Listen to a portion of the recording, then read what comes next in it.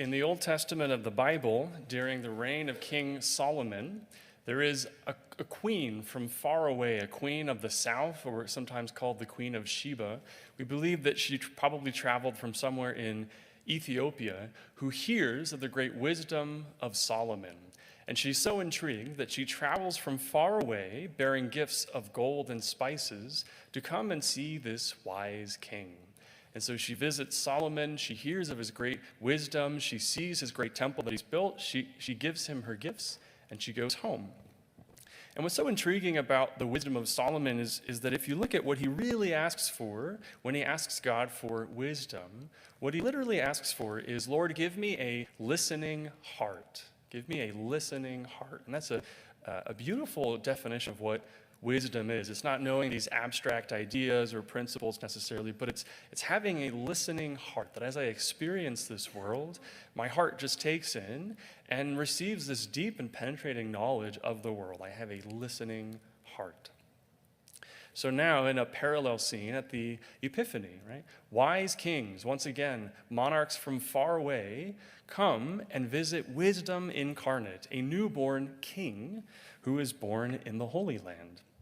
And the listening heart doesn't belong to King Solomon, but now it belongs to Mary, his mother, right? That in the Gospel of Luke, it says that Mary ponders all these things and holds them in her heart. So the wise men come and they present their gifts once again to a wise king and a listening heart.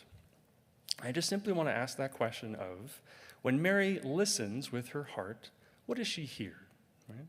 What does she hear? What's the mystery of the epiphany that she receives? If I was Pope, I would make this gospel about 3 verses longer. I'm a modest man. That's all I would do if I was Pope. And I would make this gospel 3 verses longer because I think it cuts off just a little bit too early.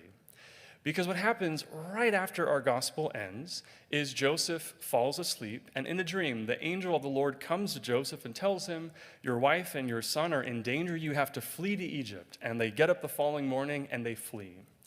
And of course, the Bible is not chopped up into readings or chapters or verses as it was written originally. So as it was written, this one story of the wise men flows right into the other. And as the gospel is written, it's almost as if, it doesn't say it, but it's almost as if the wise men show up, and it's like that very night, Joseph has a dream, and that very next day, they get up and they flee to Egypt. And part of me wonders how much these two scenes are really meant to be read together as one. And part of me wonders, when Mary is in exile, when she's out in Egypt, where's her heart? She is likely at this point a teenage girl. She is newly married. She has a newborn son. She's in a foreign land with no family, with no support. She doesn't speak the language. They likely don't speak hers. And they went there because her husband had a dream, right? And they have to go there and then wait until an angel comes again in his dream and tells them to come home, right? She was probably terribly homesick. And she's a teenage girl. Mary certainly is free from sin because of the Immaculate Conception, but she's not free from having emotions, right? She's not free from being anxious or scared or afraid or just simply longing to see her parents. And you can wonder, in those long, dark nights as she's just sitting in Egypt, waiting to go home, right? All by herself and her husband and her son. And how hard of an experience that must have been for her. Like, really and truly, what a difficult experience that must have been. And if we join these two readings together, perhaps the real gift of the Epiphany is not the gifts that these wise men bring, not the gold and the frankincense and the myrrh, but the gift of their joy. And that maybe, truly, maybe the whole point of the Epiphany is to strengthen Mary's heart, that she's meant to receive the joy of the wise men in this moment, and to allow that joy to resonate in her heart, so that as she goes into exile, as she walks down into the desert, into a foreign land, she can carry the joy of salvation with her as she goes. And when she sits, right, in those dark, long nights waiting to go home, she sits resonating with that joy of salvation in her heart. When our gospel this evening speaks of the joy of the Magi, it is an effusive joy. Our translation says that they see the star and they are overjoyed. We give it one word in English, but in Greek, they give it 4 words.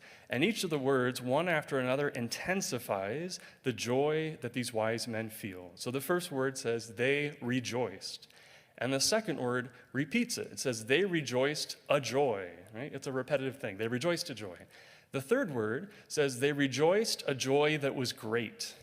And the fourth word says, they rejoiced a joy that was great and violently so. The word is like an indeed or greatly, excessively, but it has this sense of like violence or some kind of bursting forth. That these wise men see the star enter the home, and they rejoice a joy that is so great that they experience it with a violence. Right? This is, to my knowledge, the most effusive statement of joy in the whole New Testament, if not in the whole Bible. It takes 4 words to say over and over and over again just how happy they are to see this star. And then they walk in, and there's this curious exchange because it's very quick, and it's almost uneventful, and there's no words exchanged. And part of me wonders if the reason that no words are exchanged is because they don't actually have a language in common to speak. It is not a given that these wise men, while being wise, know the language of Aramaic, which is a tiny dialect in a tiny nation. They would probably have no reason to know. They can likely speak to King Herod because in his court he would certainly have translators who could speak Greek or other languages of the area, and so they could probably converse. But I wonder if the reason why this scene is silent and wordless and quick is because Mary has no way to speak to them. She's just a small teenage girl in a backwards town, and they have no way to speak to her. And they have no way to express their joy, but simply what's written on their faces and with their nonverbal effusion at seeing this young child. And so Mary almost just has to kind of sit there, right? And being unable to speak, she just has to sit there and watch as these foreign men come in and worship her child. And these foreign men, without any explanation, as if, right, come down and prostrate themselves in adoration before her baby child.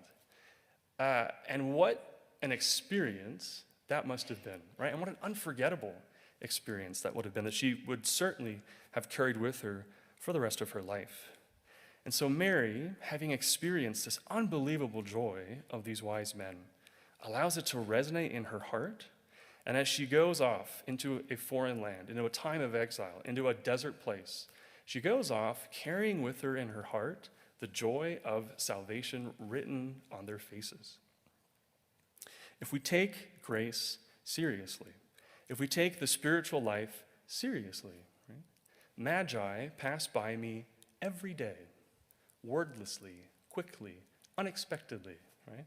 But they bring me the face of joy if I have the eyes to see and the heart to hear. And if I choose, I can hear it and I can receive it.